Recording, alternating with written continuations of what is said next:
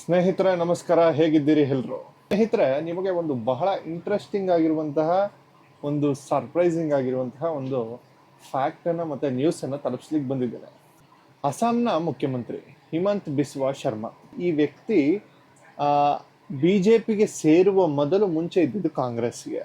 ಈ ವ್ಯಕ್ತಿ ಹೇಗೆ ಅಂತಂದರೆ, ಕಾಂಗ್ರೆಸ್ನಿಂದ ಬಂದ ನಂತರ ಈ ವ್ಯಕ್ತಿ ನೇರವಾಗಿ ಟೀಕೆ ಮಾಡಿದ್ರು ಗಾಂಧಿ ಕುಟುಂಬವನ್ನು. ಮತ್ತು ಈಗ ಭಾರತ ಜೋಡೋ ಆಯ್ತಲ್ಲ, ಅದು ಈ ದೇಶದ ದೊಡ್ಡ ಜೋಕ್. ಈ ದೇಶವನ್ನ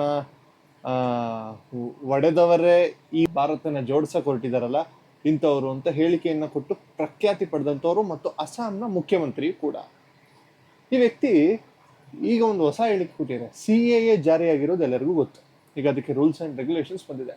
ಅದರಲ್ಲಿ ಮುಸ್ಲಿಮೇತರ ಹಲವಾರು ಧಾರ್ಮಿಕ ಹಿನ್ನೆಲೆ ಇರುವಂಥವರಿಗೆ ಭಾರತದ ನಾಗರಿಕತೆ ಕೊಡುವಂತಹ ಒಂದು ಪ್ರೋಗ್ರಾಮ್ಗೆ ಈ CAA ಮುಂದಾಗಿದೆ. ಈ ಹಿನ್ನೆಲೆಯಲ್ಲಿ ಇವರೊಂದು ವಿಚಿತ್ರವಾದಂತಹ ಒಂದು ಹೇಳಿಕೆಯನ್ನು ಕೊಟ್ಟಿದ್ದಾರೆ.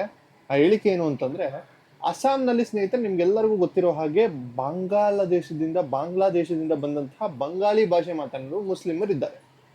ಈ ಮುಸ್ಲಿಮರನ್ನ ನೀವೇನಾದರೂ ಪೌರತ್ವ ಪಡೆಯಬೇಕು ಎನ್ನುವ ಆಸೆ ಇದ್ರೆ ಇವರು ಕೆಲವೊಂದಷ್ಟು ಕಂಡೀಷನ್ಗಳನ್ನ ಹಾಕಿದ್ದಾರೆ. ಆ ಕಂಡೀಷನ್ಗಳು ಬಹಳ ಫನ್ನಿ ಆಗಿದೆ. ಮತ್ತು ಫನ್ನಿ ಅನ್ನೋದಕ್ಕಿಂತ ಮುಖ್ಯವಾಗಿ ಮುಟ್ಟಿ ನೋಡಿಕೊಳ್ಳುವಂತಹದ್ದೆ.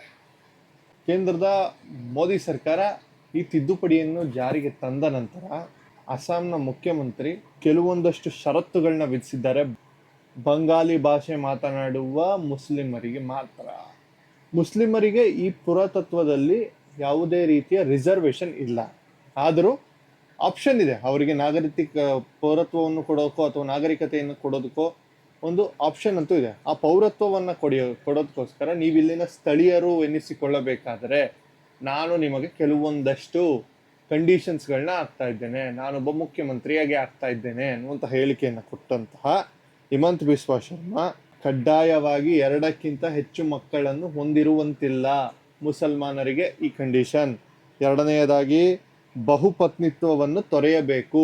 ಬಹುಪತ್ನಿತ್ವ ಅಸ್ಸಾಮಿನ ನೆಲದ ವಿರುದ್ಧವಾಗಿದೆ.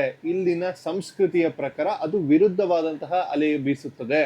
ಸೊ ನೀವು ಬಹುಪತ್ನಿತ್ವವನ್ನು ಕೂಡ ಹೊಂದುವಂತಿಲ್ಲ. ಅವರು ತಮ್ಮ ಅಪ್ರಾಪ್ತ ಹೆಣ್ಣು ಮಕ್ಕಳನ್ನು ಮದುವೆಯಾಗಲು ಸಾಧ್ಯವಿಲ್ಲ. ಅಂದರೆ ಚಿಕ್ಕ ವಯಸ್ಸಿಗೆ ಬಾಲ್ಯ ವಿವಾಹ ಮಾಡಿಬಿಡ್ತಾರೆ. ಇದನ್ನು ಕೂಡ ನೀವು ನಿಲ್ಲಿಸಬೇಕಾಗುತ್ತೆ.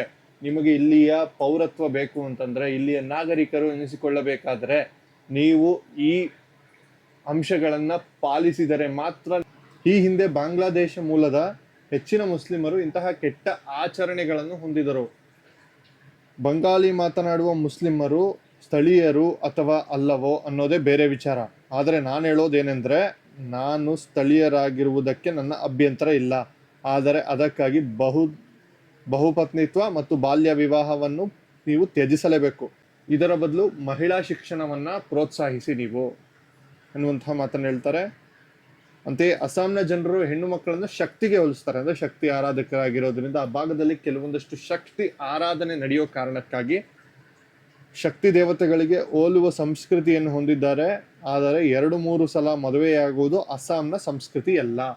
ತಾಯಿಯಂದರ ರೀತಿ ನೋಡ್ತೀವಿ ನಾವು, ಮಾತೆಯರ ರೀತಿ ಅವರನ್ನು ಪೂಜೆ ಮಾಡುವಂತಹ ಪದ್ಧತಿಯಲ್ಲಿ ನಾವು ನೋಡ್ತೇವೆ.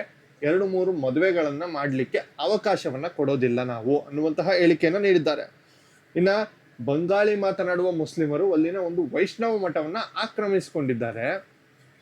ಆಕ್ರಮಿಸಿಕೊಂಡು ಅದು ನಮ್ಮದೇ ಸ್ಥಳ ಅಂತ ವಾದ ಬೇರೆ ಮಾಡ್ತಾ ಇದ್ದಾರೆ. ಇಂಥವರನ್ನ ಇಲ್ಲಿನ ನಾಗರಿಕರು ಅಂತ ಹೇಗೆ ನಾವು ಒಪ್ಪಿಕೊಳ್ಳುವುದು ಅನ್ನುವಂತಹ ಒಂದು ಪ್ರಶ್ನೆಯನ್ನು ಕೂಡ ಮುಂದಿಟ್ಟಿದ್ದಾರೆ. ಇದೆಲ್ಲದರ ನಂತರ ನಿಮ್ಮ ಮಕ್ಕಳನ್ನು ಮದರಸಗಳಿಗೆ ಕಳಿಸುವುದನ್ನು ನಿಲ್ಲಿಸಿ ಶಾಲಾ ಕಾಲೇಜುಗಳಿಗೆ ಕಳಿಸಿ ಅವರನ್ನ ವಿದ್ಯಾಭ್ಯಾಸವನ್ನು ಚೆನ್ನಾಗಿ ಕೊಡಿಸಿ ಇಂಜಿನಿಯರ್, ಡಾಕ್ಟರ್ ಮತ್ತು ಹಲವಾರು ಪ್ರೊಫೆಷನಲ್ ಆಗಿ ಮಾಡಿ ನಿಮ್ಮ ಮದರಸಗಳಿಗೆ ಕಳಿಸಿ ಅವರನ್ನ ಒಂದು ದಿಕ್ಕಿಗೆ ಕೂಡಬೇಡಿ ಅನ್ನುವಂತಹ ಒಂದು ಹೇಳಿಕೆಯನ್ನ ಕೂಡಿದ್ದಾರೆ.